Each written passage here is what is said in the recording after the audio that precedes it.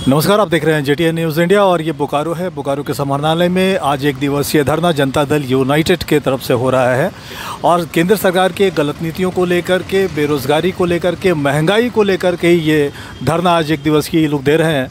Janata Dal United के जो बोकारो के जिला अध्यक्ष हैं प्रदीप महतो जी और जो प्रदेश सचिव है सुरेश कुमार बुधिया जी हमारे साथ बात करने के लिए मौजूद हैं। सबसे पहले प्रदीप जी, स्वागत आपका जेटीएन न्यूज़ इंडिया पे। पहला सवाल ये है कि जो महंगाई को लेकर के, केंद्र सरकार की गलत नीतियों को लेकर के और बेरोज़गारी को लेकर के आप लोग यहाँ एक दिवसीय धरना पर बैठे हैं। इसके पहले कुछ सुनने को मिला नहीं, बहुत देर कर दी मेहरबा आते आते। कहाँ रहते हैं आप लोग? हम लोग तो ज़मीन पे ही रहते हैं और हम लोग देख ही रहे थे जो समस्या है उस पर हम लोग समस्या का जो अभी देखा जा रहा है। आज सरकार बने हुए केंद्र सरकार की दूसरी पीढ़ी मैंने आपका टर्म चल रही है, उसके बावजूद भी बेरोज़गारी बेहताशा मैंने जब भी लड़के पढ़ लिख रहे हैं, चाहे आप टेक्निकल बोला जाता है कि टेक्निकल हैंड करके करते हुए भी स्किल का हम उसको नियोजन देंगे, लेकिन कहाँ स्किल का नियोजन हो पा रहा है। बच्चे पलायन करने के लिए मजबूर हो जाते हैं। ये पूरे भारतवर्ष की जो स्थिति है, तो इस पर हम यही कहना चाहेंगे, इसी का लेके हम लोग इस पर धरना दे रहे हैं। एक चीज़ और भी है कि जब तक जनता दल यूनाइटेड बीजेपी के साथ था तब तक किसी तरह का कोई महंगाई नहीं, कोई बेरोज़गारी नहीं, कोई गलत नीति नज़र नहीं आ रहा था। अब जैसे अलग हुआ अब सब चीज़ें गलत हो गई हैं। समय के साथ क्या आप लोग अपनी नीति बदल देते हैं, अपनी पॉलिसी बदलते हैं, क्या पार्टी लाइन बदल देते हैं क्या आप लोग? नहीं, ऐसी कोई बात नहीं है। ये उस समय भी हम लोग उस समय भी आपका इस मुद्दे पर पहल किए थे, अभी भी कर रहे हैं। हम लोग ज़मीनी स्तर पर चलते हैं, ज़मीन को ही पकड़ के चलना पसंद करते हैं। सुरेश जी, स्वागत आपका जेटीएन न्यूज़ इंडिया पे। और सवाल यह है कि अब से थोड़ी देर पहले सुप्रीम कोर्ट ने ईडब्ल्यूएस को लेकर के अब जजमेंट दे दिया। जजमेंट 4-1 से आया है। सुप्रीम कोर्ट के जजों का ये कहना है कि जो ईडब्ल्यूएस का जो रिजर्वेशन है 10% वो जारी रहेगा।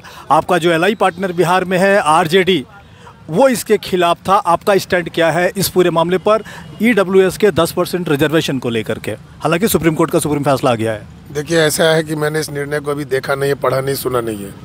आप बता रहे हैं सुप्रीम कोर्ट, ठीक है, सुप्रीम कोर्ट के जजमेंट को मानना हम लोग को सबको अनिवार्य भी है और हमारे नेता नीतीश कुमार इस पर अध्ययन करेंगे और हमें पूरी उम्मीद है कि वो सुप्रीम कोर्ट के आदेश का अक्षरशः पालन करेंगे। सुरेश जी, एक चीज़ और भी है कि अभी थोड़ी देर पहले हमने आपके वक्ताओं को भी सुना है, वो बिहार का बहुत ज़्यादा बखान कर रहे हैं, नीतीश मॉडल को लेकर के बात कर रहे हैं। आप लोग का जो फिलहाल जो राजनीति चल रहा है वो मध्यमार्गी राजनीति ऐसा मीडिया मानकर चल रही है, ना आप इधर हैं ना उधर हैं। तो ये बीच में रहकर अपनी राजनीतिक ज़मीन को तलाशने में आप लोग कितना कामयाब हो पाएंगे? देखिए, ऐसा है ना, नीतीश कुमार का जो मॉडल है वो विकास का मॉडल है। ये एनडीए में जब हम लोग थे तो एनडीए के जो सुप्रीमो हैं वो भी नीतीश कुमार की तारीफ़ करते थे। ये आप भी मीडिया के माध्यम से देखे होंगे, सुने होंगे। और आज भी नीतीश कुमार विकास से समझौता नहीं करते हैं।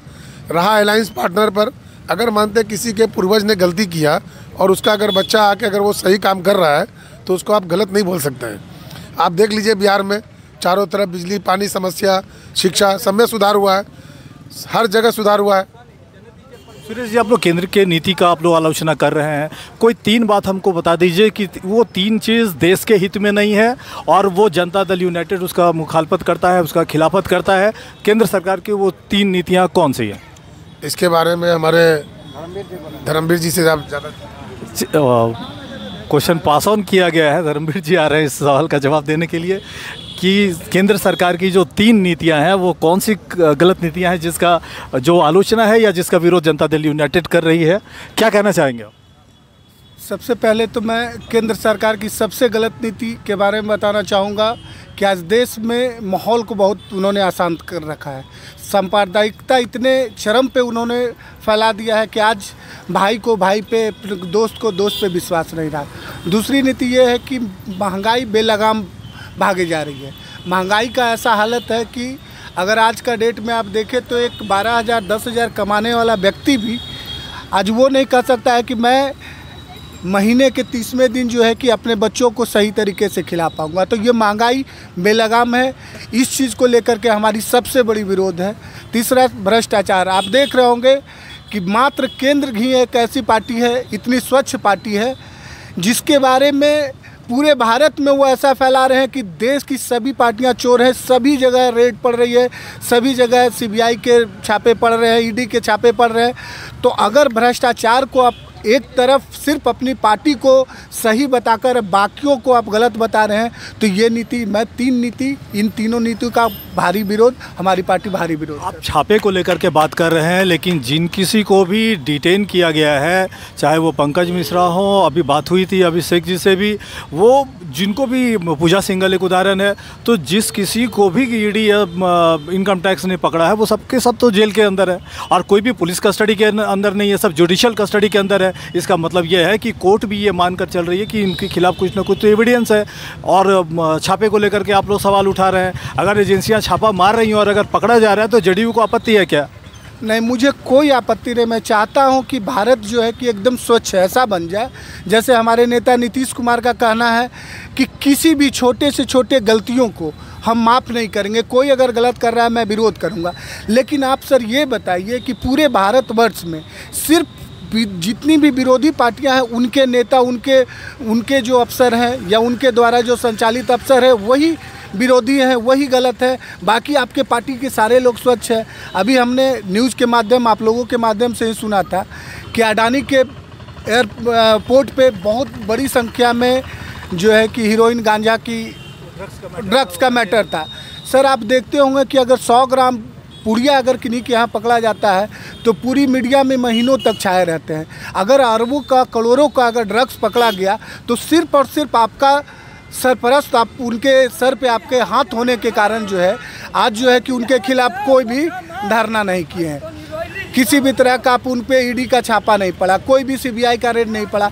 तो क्या इसको हम कहते हैं जो गलत है उन सारे लोगों को आप जेल में डरिए, लेकिन आपके पार्टी, आपके साथी सिर्फ स्वच्छ है और बाकी लोग गलत है, ये सर सोचने का एक। मुझे वाइंड अप करना है। मैं आखिरी सवाल ले रहा हूं कि जनता दल यूनाइटेड और आरजेडी, ये दोनों बिहार की राजनीतिक पार्टियां मानी जाती हैं। आप लोग राजनीतिक ज़मीन तलाश रहे हैं झारखंड के अंदर, क्या स्कोप है जनता दल यूनाइटेड का झारखंड की राजनीति में, खास करके तब जबकि आप भारतीय जनता पार्टी और ये जो अलायंस है इधर हेमंत सोरेन के नेतृत्व में, उस दोनों के बीच आपका इक्वी डिस्टेंस है, दोनों से आपकी समान दूरी है, क्या राजनीतिक ज़मीन आप तलाश रहे हैं झारखंड में?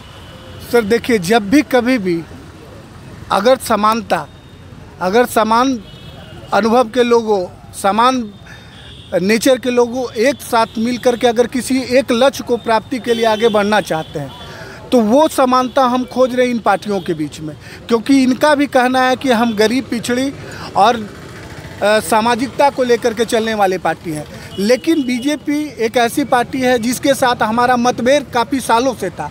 लेकिन कुछ आप भी देखते होंगे कि घर में अगर मियाँ बीवी का झगड़ा रहता है तो एक दिन में तलाक नहीं होता, उस तलाक का अंत बहुत ही दुखदाई होता है। वो दुखदाई तलाक था, जबकि हमने देखा कि लाख समझाने बुझाने के बाद भी बीजेपी हमारे साथ नहीं चल सकती है। लेकिन आरजेडी और जेएमएम या बाकी ऐसी पार्टियां हैं जिनकी विचारधारा कहीं ना कहीं हमसे मिलती जुलती है। इसलिए आज हम चाह रहे हैं कि हमारा, चूँकि झारखंड में तलाशना नहीं, हम ऑलरेडी 8-10 विधायक के साथ झारखंड में हमारी उपस्थिति थी, लेकिन बीच में क्या रहा कि तोड़ फोड़ की नीति के चलते आज जो है कि हमारी पार्टी का स्थिति कमज़ोर है। लेकिन पूरे देश में अगर एक पार्टी का वर्चस्व हो, वो अपने मनमानी करे, इन सब चीज़ों को देखते हुए हमने अपने आस पड़ोस के राज्यों में फिर से अपने वही जनाधार को लागू करने के लिए हमारी पार्टी जो है कि वो उसके लिए दृढ़ संकल्पित है। और हम चाहेंगे कि हम फिर से अपना 10-15 विधायक वाला रूप ले आए, हमारी यहाँ पे सरकार हो, हमारे मंत्री हो, और हम जितने भी गरीब, पिछड़े या सामाजिक तत्व के लोग जो गलत तरीके से लोगों को भड़का रहे हैं, उन लोगों को हम साइड कर करके और देश में। ये आप हेमंत सोरेन की जो आइडियोलॉजी है उसके साथ आप जाना चाहेंगे। हेमंत कैबिनेट ने 1932 के खतियान को लेकर के एक निर्णय लिया है, जेडीयू का क्या रुख है 1932 को लेकर? सर 1932 के लेकर जेडीयू का रुख एकदम लाउड एंड क्लियर है कि अगर किसी राज्य में, किसी प्रदेश के लोग अगर यहाँ पे अपने पूर्वजों की ज़मीन पे रहते आ रहे हैं, अगर वो नियोजन में अपने 1932 को लेकर के एक मांग रख रहे हैं कि 4th ग्रेड 3rd ग्रेड की नौकरी में वहाँ हमको प्राथमिकता दिया जाए, तो मेरे हिसाब से, मेरी पार्टी के हिसाब से ये कहीं पे भी गलत नहीं है। आप अगर कैलिबर वाले हैं, आप में टैलेंट है, तो आप उच्च स्तर पे जाकर क्वालिफाई करो। लेकिन जो लोग बरसों से पिछड़े हुए हैं, जो लोग बरसों से दबे हुए हैं, अगर उनको हम लोग एक स्टेप अगर उनको हम प्रेफरेंस दे करके अगर आगे नहीं बढ़ाते हैं, उस कंडीशन में जो है कि वो लोग दबे कुचले ही रह जाएंगे। इसलिए हमारी पार्टी का एकमात्र लाउड एंड क्लियर वर्ड में कहना है कि 1932 के सिद्धांतों को लेकर हमारी पार्टी जेएमएम सरकार के साथ है, और मैं इन्हीं सब बातों के साथ में।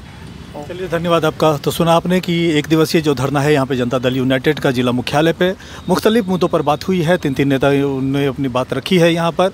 बाद बाकी जो कुछ भी है रिकॉर्ड पे है। अगली बार एक और कार्यक्रम, और तब तक के लिए नमस्कार।